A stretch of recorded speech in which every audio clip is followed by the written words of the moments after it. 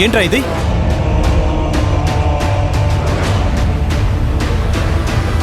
నాకు lawyer notice పంపిస్తావా? ఎక్కడిదా ధైర్యం? ఎవరిచ్చిందా ధైర్యం? నువ్వు వెళ్తున్న దారి మంచిది కాదు అని చెప్పాను, వినలేదు. అందుకే నేను చేయగలిగింది చేశాను. అంటే ఆస్తి కోసం అన్నయ్య మీదే కోర్టులో కేసు వేసి అంత పెద్దవాడు అయిపోయావన్నమాట. మంచి చెప్పి మీతో మోసగాడిని అనిపించుకోవడం కంటే ఇది పెద్ద తప్పుగా నాకు అనిపించలేదు.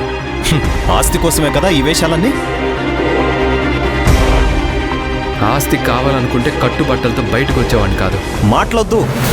మర్యాదగా కేసు వెనక్కి తీసుకో. ఈ మాట చెప్పడానికి నువ్వు ఇంత దూరం రావాల్సిన అవసరం లేదన్నయ్య. ఆ భానుప్రకాష్కి ఇచ్చిన ఆస్తి పత్రాలు తిరిగి తీసుకోచాలు. నేను కేసు వెనక్కి తీసుకుంటాను.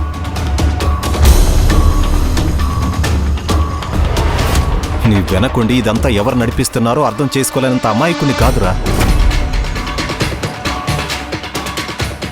నన్ను ఓడించి వాళ్ళని గెలిపించాలని చూస్తున్నావు కదూ?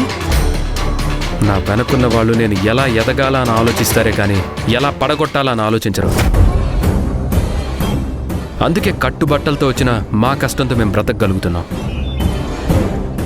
నేనైనా భూమి అయినా నిన్ను గెలిపించాలనే చూస్తున్నాం కానీ ఓడించాలని కాదు. అదెందుకన్నయ్య నీకు అర్థం కావట్లేదు? కోర్టు నోటీస్ ఇంటికి వచ్చినప్పుడే బాగా అర్థమైందిరా.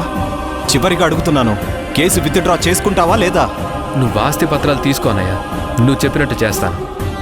విను, అదే నీ మాట అయితే నా మాట కూడా విను. నన్ను కోర్టుకి ఇచ్చి నా పరువు తీయాలనుకున్న నీకు నాకు ఈ రోజు నుంచి ఏ సంబంధం లేదు.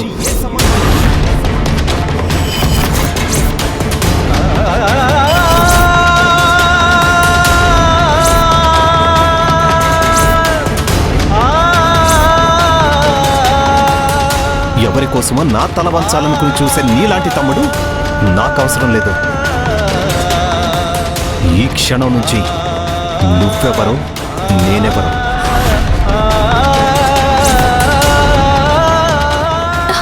బావగారు ఆగండి. బావగారు బావగారు బావగారు నా మాట వినండి.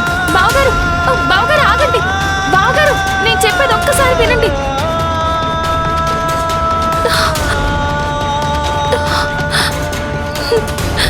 నాకు తెలుసు ఇలాంటిదేదో జరుగుతుంది అని. చివరికి అదే జరిగింది. కేసు పెట్టద్దు అంటే విన్నావా?